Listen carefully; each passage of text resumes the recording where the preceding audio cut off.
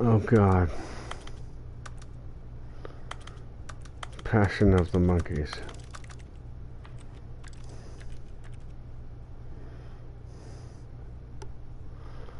I guess I asked for it, right?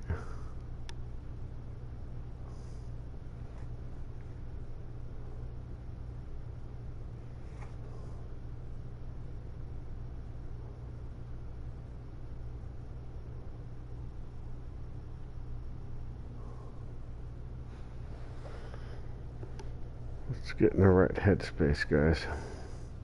This is a story. Cheers.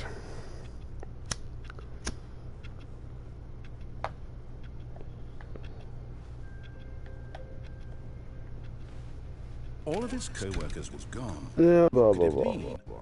Stanley decided to go to the meeting room. Perhaps he had simply missed a memo.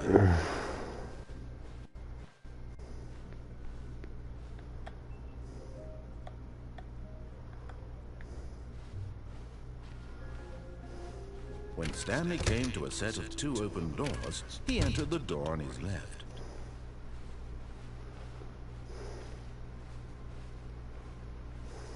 Yet there was not a single person here either. Feeling a wave of disbelief, Stanley decided to go up to his boss's office, hoping he might find an answer there. Coming to a staircase, Stanley walked upstairs to his boss's office.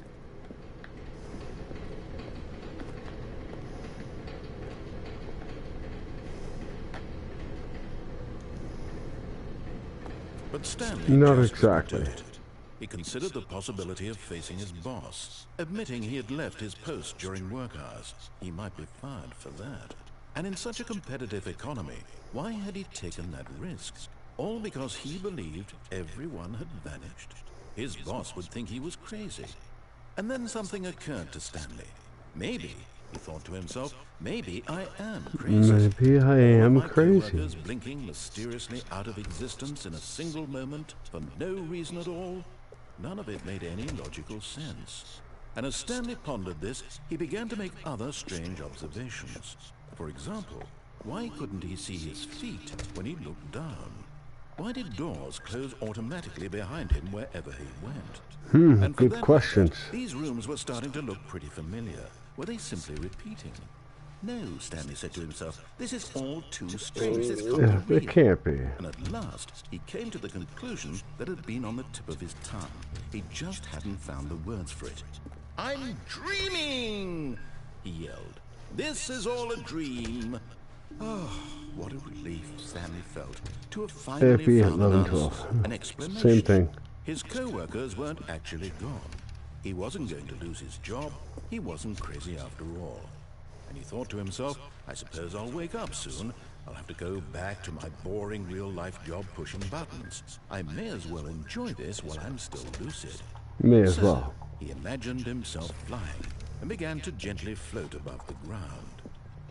Then he imagined himself soaring through space on a magical starfield, and it too appeared. It was so much fun, and Stanley marveled that he had still not woken up. How was he remaining so lucid? And then perhaps the strangest question of them all entered Stanley's head. One he was amazed he hadn't asked himself sooner. Why is there a voice in my head You gotta dictating wonder. everything that I'm doing and thinking? Now the voice was describing itself being considered by Stanley, who found it particularly strange. I'm dreaming about a voice describing me, thinking about how it's describing my thoughts, he thought. And while he thought it all very odd, That's and wondered if this voice pretty was odd. true in their That's a dreams, pretty odd thought the to truth was have. that, of course, this was not a dream. How could it be? Was Stanley simply deceiving himself, believing that if he's asleep, he doesn't have to take responsibility for himself? Stanley is as awake right now as he's ever been in his life. Now, hearing the voice speak these words was quite a shock to Stanley.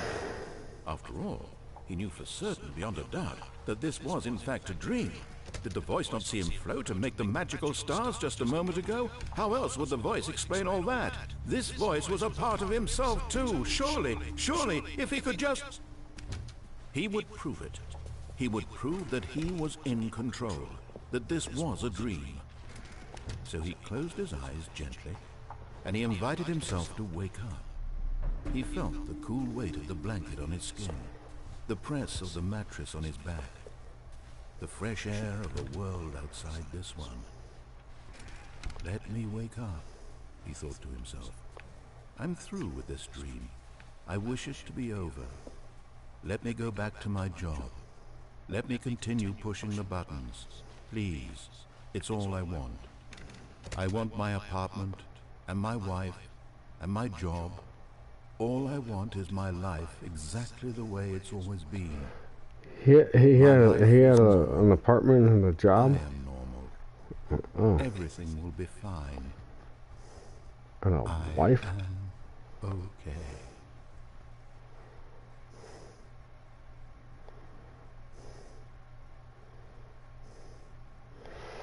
Hey, Scorpio. Please, someone, wake me up. My name is Stanley. I have a boss. I have an office. I am real. Please, just I'm someone tell me I'm real. alive. I must be real. I must be. Can anyone hear my voice? Who am I? Who am I? And everything went black. That's reassuring. This is the story of a woman named Mariella. Scorpio, thanks for dropping by. Mariella woke up on a day like any I'm other. actually was She just arose, dropping in to make sure my dressed, gathered her streamy belongings, stuff and works walked to her the way place I of want it work. to. But on this particular day, her walk was interrupted by the body of a man who had stumbled through town talking and screaming to himself. So I Then should be able to collapsed hello dead on the once and sidewalk. hello twice. And although she would soon turn to go call for an ambulance, for just a few brief moments, she considered the strange man. He Yeah, was same obviously stuff. crazy. This much she Nice. knew. Everyone knows what crazy people look like. And in that moment, she thought to herself how lucky she was to be normal. I am sane. I am in control of my mind. I know what is real and what isn't. It was comforting to think this, and in a certain way, Because seeing this remember, man made her feel better. the people with the books Then get she to remembered the decide meeting what is she sane. had scheduled for that day. With very important people whose impressions of her would affect her career, and by extension, the rest of her life.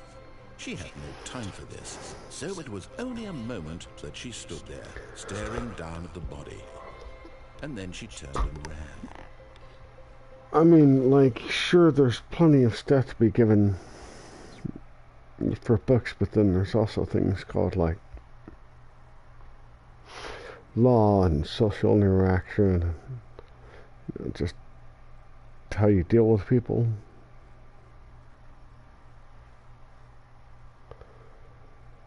It's not a hard concept, shouldn't be a hard concept, especially in the U.S.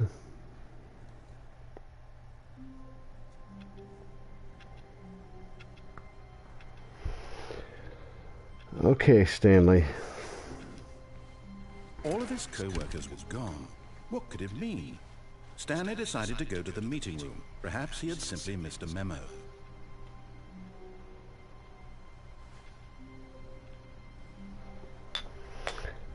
Oh, I know it all does restart. Well,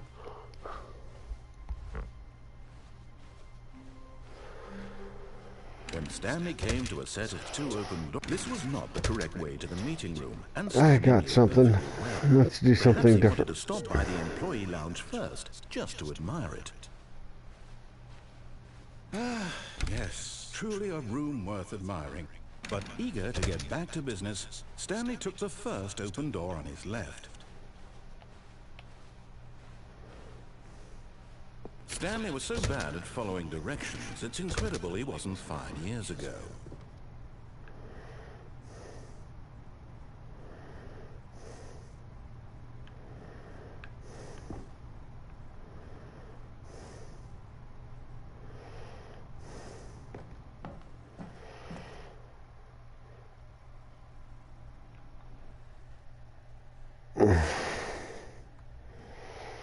I'm in debate, do I want to go down and deal with the underside of this stuff, or...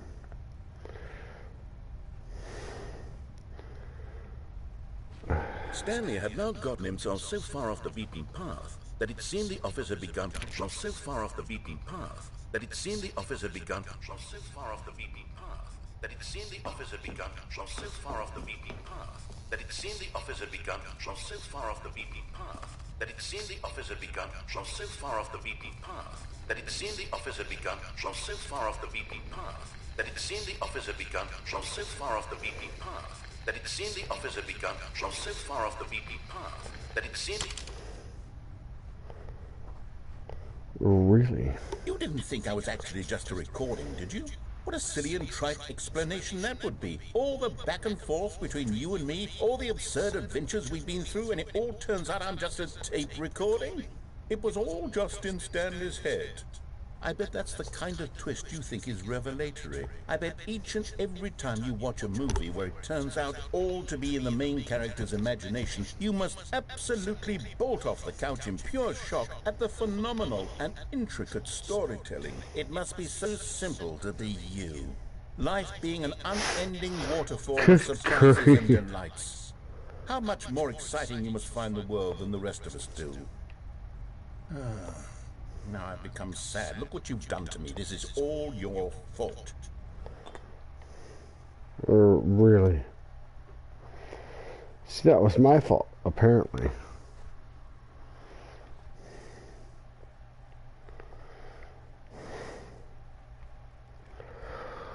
Oh, what's he gonna do? What kind of punishment do we get from him for making him feel sad? We just start over. All of his co-workers was gone. What could it mean? Stanley decided to go to the meeting room. Perhaps he had simply missed a memo. It's bucket time.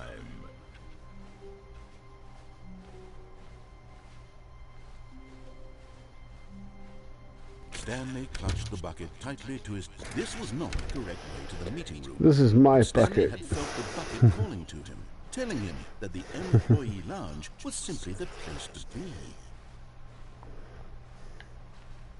And here it was. Had the bucket turned out to be correct? Never mind. The bucket was wrong. Stanley took the door on his left to go back to the meeting room. No, Said the bucket. don't go to the meeting room. Go somewhere else. The cargo lift, yes. Go there. Go to the cargo lift.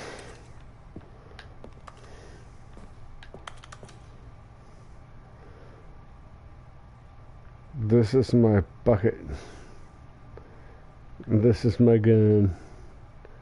One is for pleasure, one is for fun. I mean,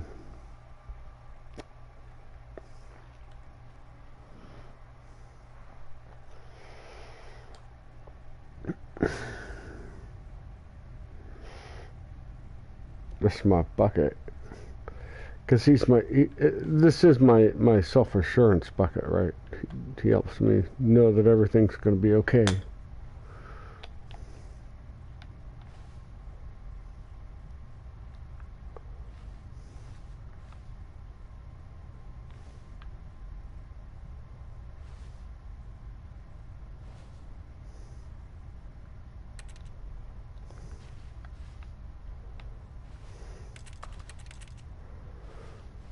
Okay. Nothing nowhere.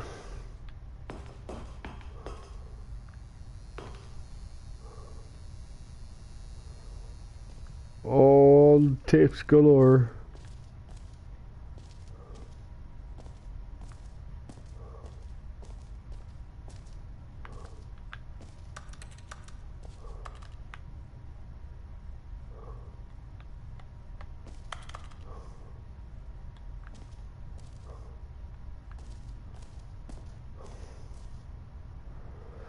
It's still the only electronic thingy in the room. Oh, look.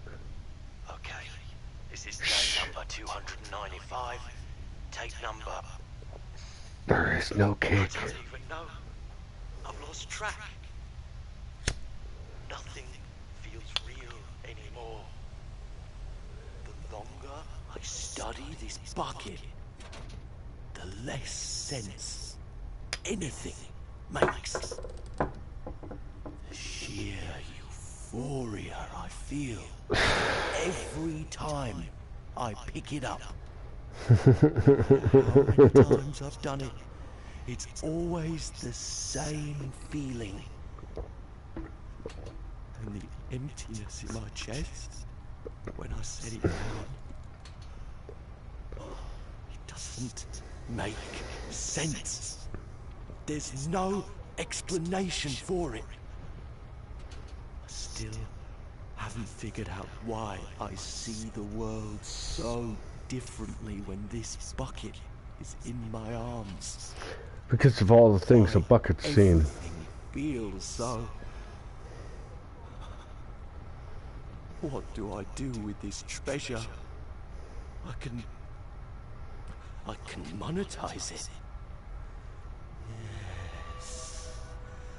It's unthinkable the amounts of money people will pay for even just an hour with the bucket. This is my golden ticket. But I have to be careful. Not this bucket. You can't do it with my bucket. There's going to be a target on my back. Even now, I don't know who might be trying to get it. What's that? Who's there?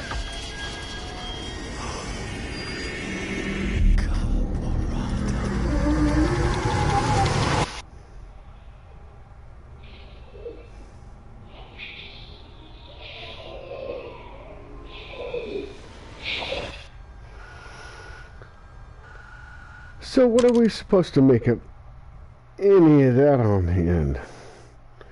Where's game 3, so to speak? You know, Stanley Parable doesn't need a 3. I mean, the 2 was plenty of an upgrade. No, whatever narrator gave it was okay. But I mean, it already has its, All of his co-workers were gone. What could it mean? Stanley decided to go to the meeting room. Perhaps he had simply missed a memo.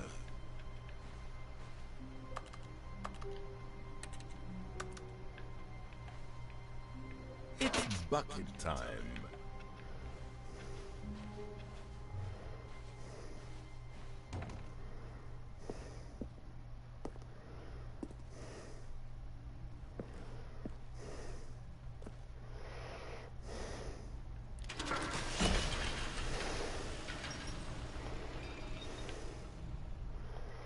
I was going to say, totally not going to give me the long show that comes with being there.